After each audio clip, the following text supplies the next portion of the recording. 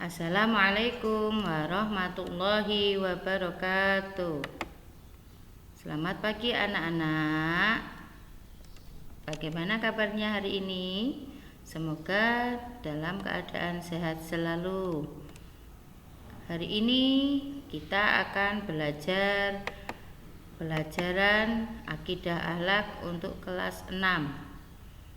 Sebelum kita mulai pembelajaran kali ini, kita baca basmalah dulu. Bismillahirrahmanirrahim. Untuk kali ini kita akan belajar akidah akhlak bersama saya Ibu Himatul Husna, MII Brengelangu 03 Kota Pekalongan.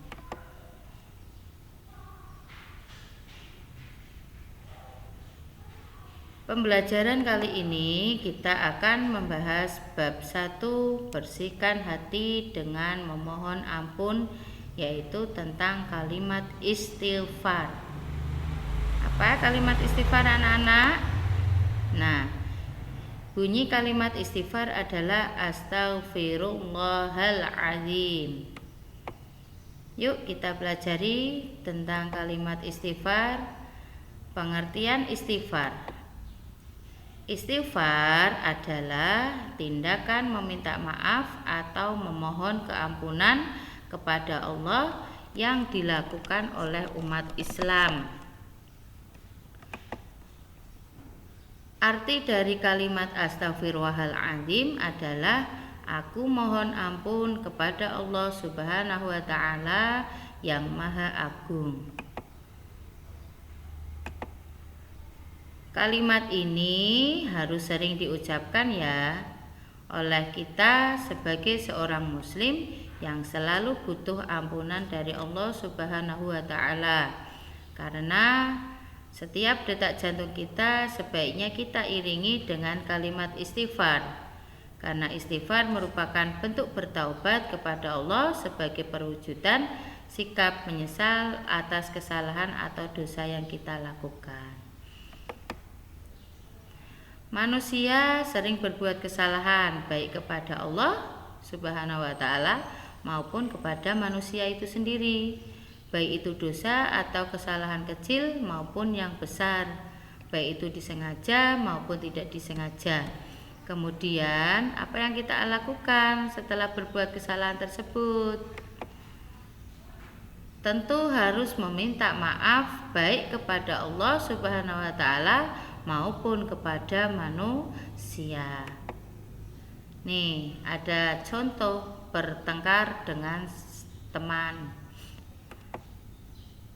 Apabila bersalah kepada Allah Subhanahu wa Ta'ala, kita perbanyak membaca istighfar dan berjanji tidak akan mengulangi. Sedangkan kepada manusia, di samping membaca istighfar, juga bertemu dan meminta maaf secara langsung kepada orang yang bersangkutan. Apabila kita telah melakukan demikian, maka Allah akan mengampuni salah dan dosa kita. Mudah bukan? Karena Allah memiliki sifat Maha Pengampun.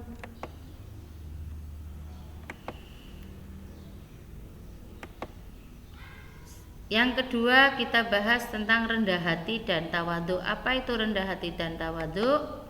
Rendah hati atau tawadhu merupakan suatu sikap menyadari keterbatasan kemampuan diri dan ketidakmampuan diri sendiri, sehingga seseorang tidak menjadi angkuh dan tidak pula sombong. Dengan sikap dan sifat rendah hati pada diri kita, maka akan mudah menjadi seorang yang pemaaf. Sebab dengan rendah hati kita akan memiliki kemampuan untuk mengakui kesalahan diri sendiri, ketidaksempurnaan, kesenjangan, keterbatasan diri, dan keterbukaan untuk menerima kritikan, masukan, ide-ide baru, dan saran. Yang ketiga, ciri-ciri seseorang yang memiliki sikap dan sifat rendah hati dan pemaaf apa saja? 1. Orang tersebut tidak suka atau tidak berambisi untuk menjadi terkenal. Yang kedua, menjunjung tinggi kebenaran dan bersedia menerimanya, bersifat sportif dan jujur. Yang ketiga, tidak segan dan malu bergaul dengan fakir miskin, bahkan membantu mereka. Yang keempat, ringan tangan dalam membantu orang-orang yang memerlukan bantuan. Yang kelima, tidak merasa berat berterima kasih atas kebaikan orang lain dan tidak keberatan untuk memaafkan mereka yang telah berbuat salah. Selanjutnya adalah hikmah istighfar. Apa hikmah istighfar? Yang pertama, semakin banyak kita baca istighfar, hati menjadi tenang. Yang kedua, kita akan diampuni salah dan dosanya oleh Allah Subhanahu wa Ta'ala. Yang ketiga, kita akan diberikan kelapangan rezeki. Keempat, selalu memiliki sifat rendah hati dan tidak sombong. Oleh karena itu, marilah anak-anak kita selalu membaca istighfar setiap saat dan dimanapun berada, sebanyak yang kita mampu agar hidup lebih berkah dan selalu dalam lindungan Allah. Kita tiru sikap Rasulullah. Sikap Rasulullah selalu beristighfar setiap bangun tidur sebanyak 70 kali. Bahkan di hadis lain sebanyak 100 kali. Padahal Rasulullah Shallallahu alaihi wasallam adalah maksum dan dijamin masuk surga. Namun begitu hebat istighfarnya Rasulullah kepada Allah Subhanahu wa Ta'ala. Nah, tugas kali ini seperti biasa, tulis kembali materi kalimat istighfar di buku catatan akidah akhlak, kemudian tugas difoto dan dikirim ke nomor WA saya. Sekian dan terima kasih. Selamat belajar. Assalamualaikum warahmatullahi wabarakatuh.